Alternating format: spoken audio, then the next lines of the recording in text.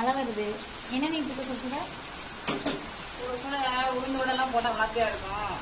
ஆனா அது பண்ணல. உளுந்தங்கஞ்சி கிண்டிட்டு இருக்கேன். நல்லா இருக்கா? இந்த உளுந்தங்கஞ்சில வந்து உளுந்து, அப்புறம் நாட்டு சர்க்கரை அதெல்லாம் முடிச்சோன்னே தேங்காய் பூ இது போட்டு கிண்டி இறக்கிடணும். சொல்லிட்டாங்க, கேட்டுக்கோங்க. இது வந்து பெண்களுக்கு எவ்வளவு நல்லது தெரியுமா?